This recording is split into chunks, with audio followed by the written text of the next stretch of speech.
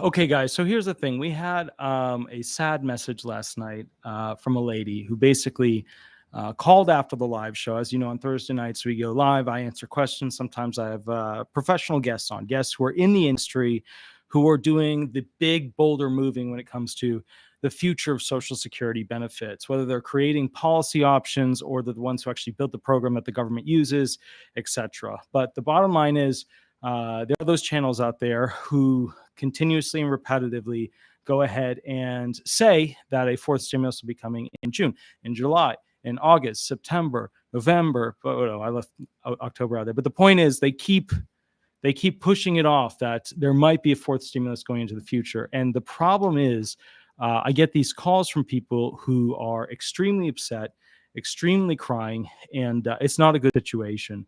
So I wanted to go ahead and make this video as a corrective video for essentially what's going on. Are there bills out there that would equate to a fourth stimulus that are currently in committee at the House or the Senate?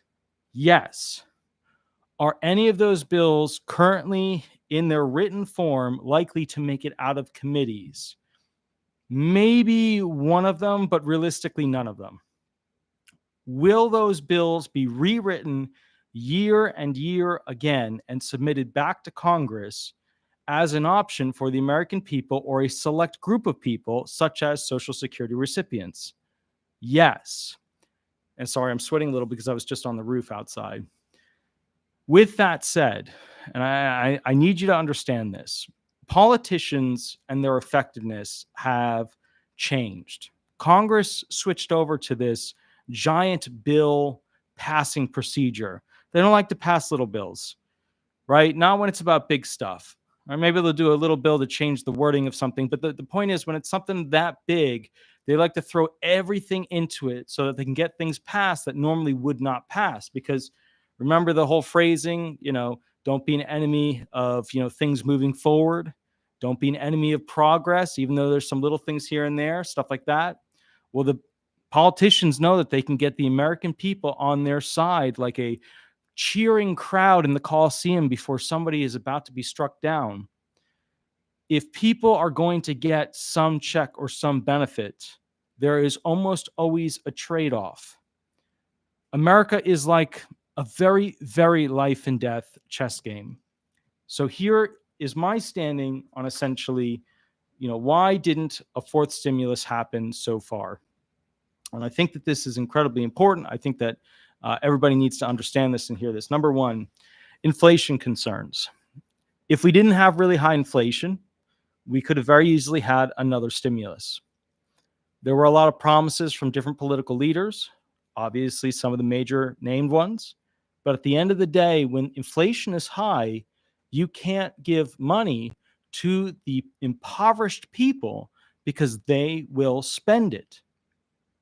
It sounds horrific, but that's how our economy works. When basically not enough money is being spent by the middle class, the poor, the upper class, then you go ahead and give money to the poor and boom, instant fix. But if you have a situation where there's high inflation and you can't have people spending a lot to buy products, which then ultimately, reduces the amount of products that are available in America. And when that happens, they become more scarce. They got to ship more over. People buy those up. Then they don't have enough of those products, and it devalues the worth of the United States dollar. Right now, we have a bad situation with inflation. And if you give money to the poor and you give money to the middle class, they will spend it. And a lot of people say, and they are completely and utterly wrong, a lot of people will say that the poor and the middle class do not understand how to properly invest and save. I agree in part, but 100% feel very strongly that there's a massive error in that statement. If the middle class and the poor had lots of money, they would feel less inclined to spend additional funds because they already had so much and they could keep putting it away because all of their base fundamentals, the nut, their daily cycle, the monthly cycle would be met financially. Everything's an overage. They can just put it away and wait. That's not true for the poor. The poor live day to day. The poor live month to month. The middle class, they live 3 months to 12 months ahead.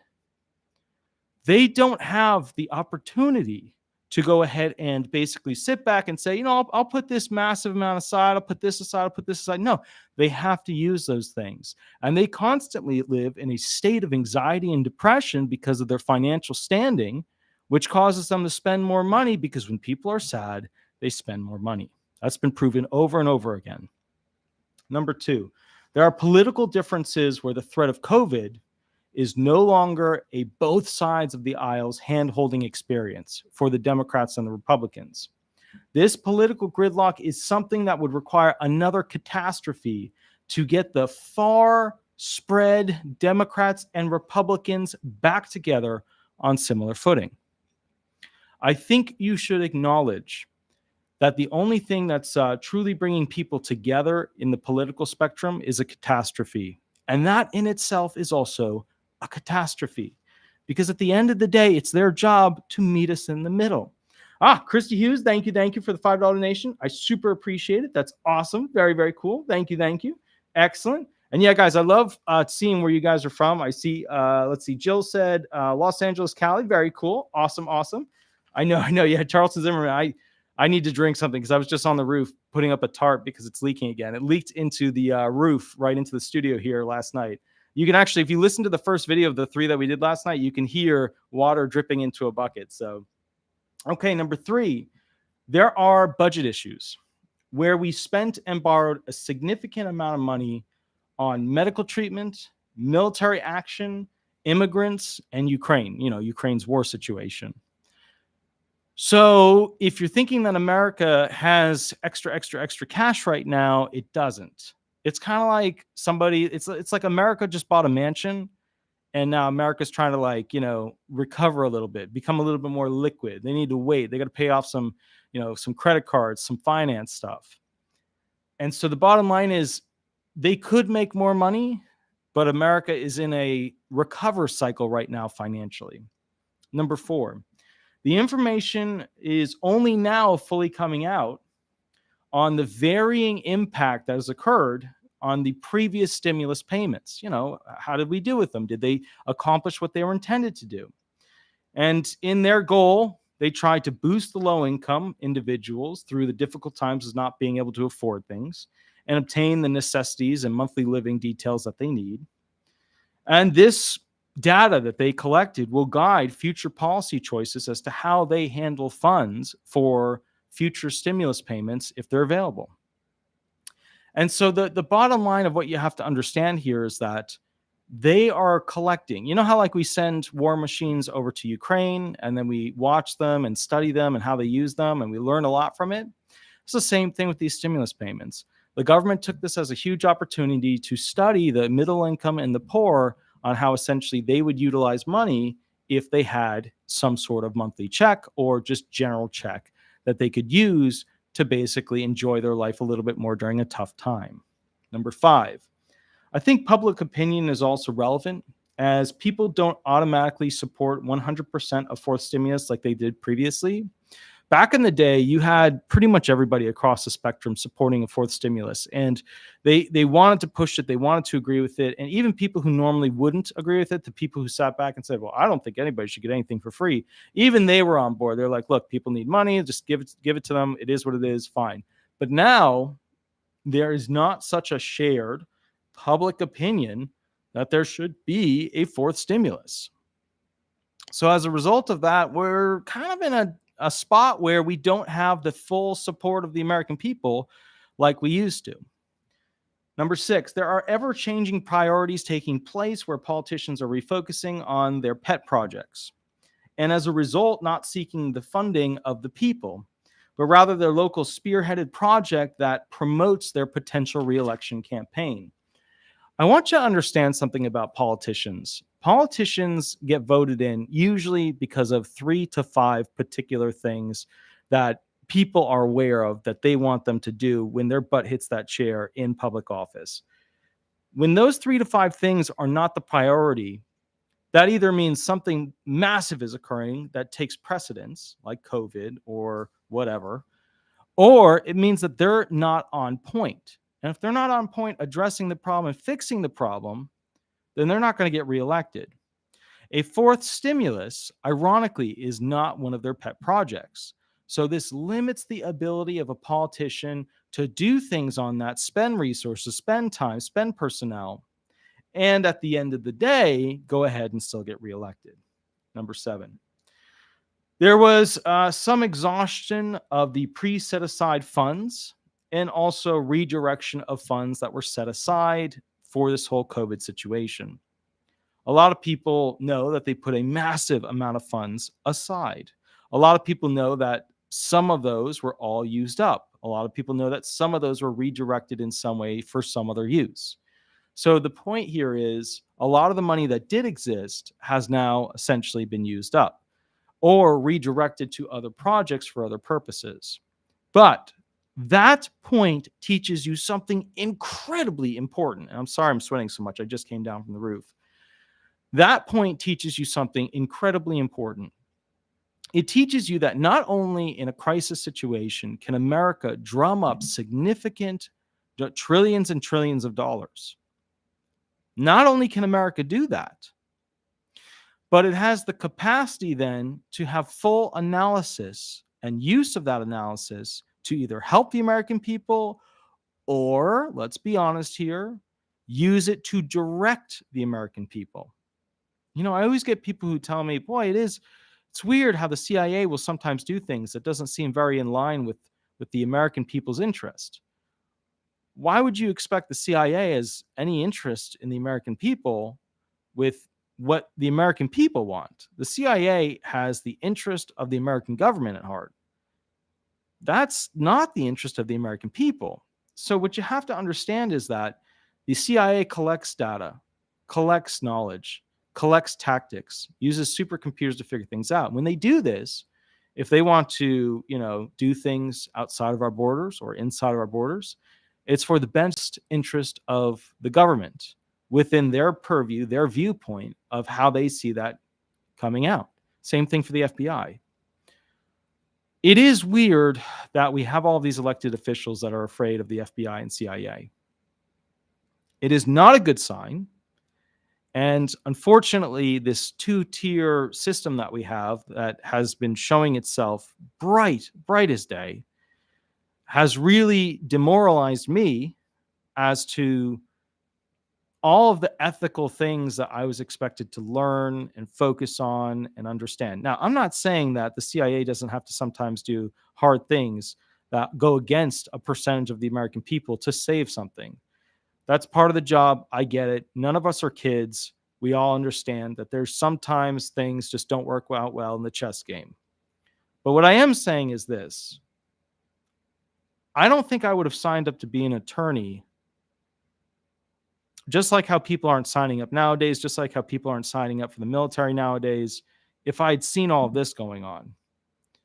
I didn't sign up to be an attorney to play by the 1980s Miami rules. That to me is the opposite of why the best attorneys that can potentially sign up, not saying that I am, but getting the best, the highest level of mental capacity, intellectual thinking and cooperation with other brilliant minds and doing these creation projects where you just you create the future for the human race of how to succeed and get along with others and do very well and prosper and create new products. So my point to you is, I'm actually in my head going through the law students that I knew who had perfect memories, who their analysis skills were just incredible. Just incredible. It would take me a couple of years just to even get with the training to the level they were when they were in their first semester. So my point to you is there's a very large problem. The fourth stimulus is an example of why we have a problem. These are all examples of things that you should consider as to why they have not done a fourth stimulus. Because I have to work at the law firm, literally I'll do another video or two and then I'll be on phone calls. Because I have to work at the law firm, I don't get a chance to do what I like to call, the political law, which is where you're fighting for bills to get through. You're fighting for bills to become law. You're fighting for committees to, finish up and, make a decision of where they want to go with that particular bill. But I will tell you this at the end of the day, and I think this is incredibly important. we have to have a change away from the old guard. I saw a notation today that Secret Service was denied to Kennedy by President Biden. Even though Kennedy has a family history and is running for president and yada, yada, yada. And I got to tell you, I think that we have to have a change of the old guard. I don't think we should have presidents that are over 70 years old. I just don't. I think we need to have presidents that are, maybe in their 50s, enough time to have the experience, enough time to have the knowledge, enough time to understand what works and what doesn't work, but not so old that, we end up with what happened with the Senate yesterday. So anyways, guys, I will catch up with you at the next video. If you enjoy this channel and it does explain to you what's going on, and I realize that the other channels are more popular because they just sell you sugary coated fluff, and I'll do some happy videos as well. They just won't be as sugary, but I hope you appreciate what it is that I'm getting across to you so that you understand what's actually going on, because we went through an odd time. There was a horrible thing called COVID, which created a unique situation where people got to taste what money felt like when they had a little bit extra jingle in their pocket.